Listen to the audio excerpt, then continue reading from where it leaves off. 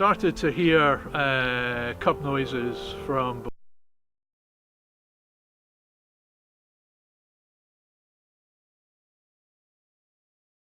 very well with the birth. Victoria's enclosure is closed to visitors and there's nothing for them to see of her or the cubs.